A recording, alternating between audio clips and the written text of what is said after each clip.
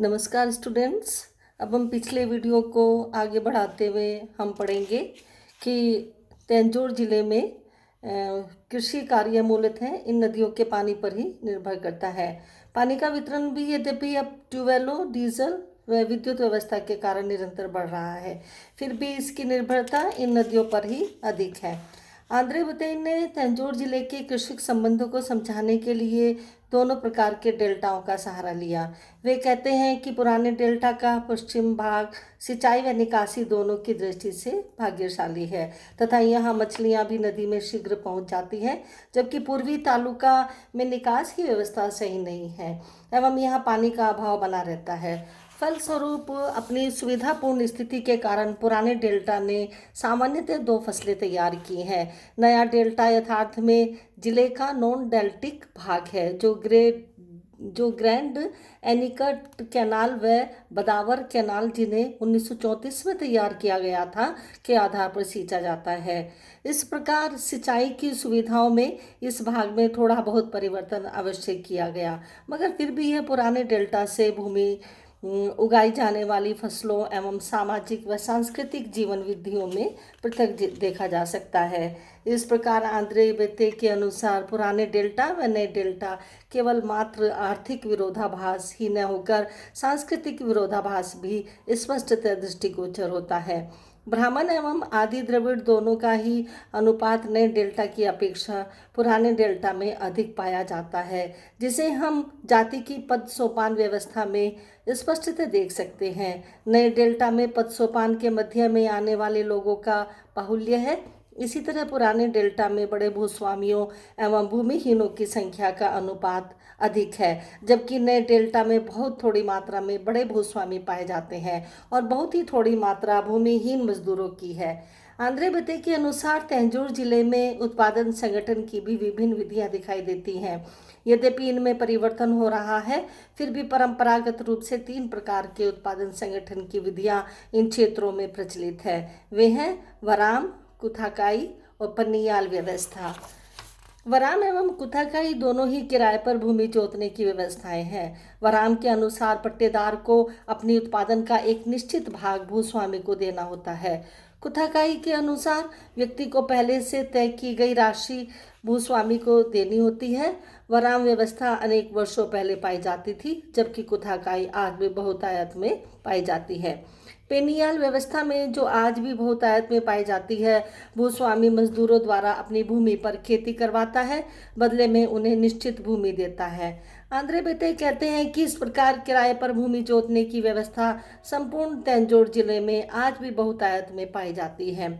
अनेक आंकड़ों के द्वारा आंद्रे बेते ने यह सिद्ध किया है कि यह प्रथा अभी भी जिले की उत्पादन व्यवस्था में महत्वपूर्ण विधि के रूप में विद्यमान है। पिछले कुछ वर्षों में ब्राह्मणों द्वारा भूमि लीज पर देने की प्रवृत्ति बढ़ रही है, क्योंकि यह ब्राह्मण शिक्षा एवं रोजगार की तलाश में नगरीय क्षेत्रों की ओर कूच करने लगे हैं। आरंभ में भूस्वामी उपज का 70 से 75% तक उत्पादन स्वयं ले लेते थे, जबकि आर्थिक एवं राजनीतिक दशाओं में परिवर्तन के कारण किराए पर भूमि जोतने वालों ने उत्पादन के अधिक भाग की मांग करना आरंभ कर दिया। इन किराए पर भूमि जोतने वालों की आर्थिक व राजनीतिक दशा को सुधारने के लिए स्वतंत्रता प्राप्ति के बाद इन्हें अनेक संवैधानिक सुविधाएं भी प्रदान करने का प्रयास किया गया। आंद्रे बेते कहते हैं कि हमें इन कोटियों के पद सोपानिक पक्ष को देखना चाहिए, जैसा हमने तंजौर जिले में पाया है। कोई भी व्यक्ति 3 असमानताएं देख सकता है, जो निम्नलिखित हैं। पहली है भूस्वामी एवं पट्टेदारों के मध्य पाई जाने वाली असमानता। दूसरी, भूमि के मालिक एवं मजदूरों के मध्य पाई जाने वाली असमानता। तीसरी, बड़े, मध्यम व छोटे स्वामियों के मध्य पाई जाने वाली असमानता। इन असमानताओं में पहले 2 वर्गों में पाई जाने वाली असमानताएं स्पष्टतः विरोधाभासी विभाजित है। तीसरे वर्ग में केवल श्रेणी अंतर पाया जाता है। कृषक संबंधों में 2 प्रकार के कृषक संबंध देखे जाते हैं। पहला सतही संबंध, भूस्वामी उच्च जाति के व भूमिहीन निम्न जाति के व्यक्ति हैं। दूसरा, गहरे संबंध जाति के श्रेणीगत मूल्य भूमि मालिकों, पट्टेदारों व कृषक श्रमिकों के मध्य असमान संबंधों के रूप में दिखाई देते हैं। कुछ लोग यह भी स्वीकार करते हैं कि जाति में तो एक पद सोपानिक व्यवस्था होती है, वर्ग में ऐसा नहीं है, लेकिन यह सत्य नहीं है, क्योंकि भूस्वामियों, भूमालिकों, पट्टेदारों व कृषक श्रमिकों के रूप में इस पद सोपानिक व्यवस्था को आसानी से देखा जा सकता है। आंद्रे बेते कहते हैं कि 1950 के बाद पट्टेदारों व भूस्वामी में एक वर्ग के रूप में काफ़ी परिवर्तन हुए और दोनों में उतना अधिक अंतर नहीं देखा गया है। इस प्रकार तंजौर जिले में कृषक पद सोपान व्यवस्था के प्रतिमान बहुत अधिक जटिल हैं। इनमें हो रहे परिवर्तनों को निश्चितता पूर्वक कहना कठिन है। आंद्रे बेते के अनुसार विभिन्न राजनीतिक दलों की गतिविधियों के कारण भी यहाँ कृषक असंतोष ने ही वर्ग संघर्ष का रूप धारण किया है।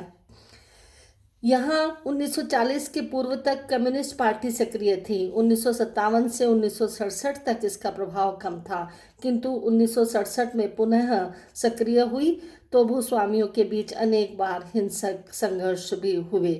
कृषक समितियां व वर्ग संरचना। इस अध्याय में आंद्रे बेते ने कृषक आंदोलनों और उनके कार्यक्रमों एवं गतिविधियों तथा उनकी औपचारिक व अनौपचारिक संगठनों की विवेचना की है। कृषक असंतोष के कारण कौन कौन से हैं, इनको हम नेक्स्ट वीडियो में पढ़ेंगे। और ये मोस्ट इम्पोर्टेंट है आपके लिए, एग्ज़ाम के लिए, कि कृषक असंतोष क्या है और कृषक असंतोष के क्या कारण है। इसको हम नेक्स्ट वीडियो में देखेंगे। धन्यवाद।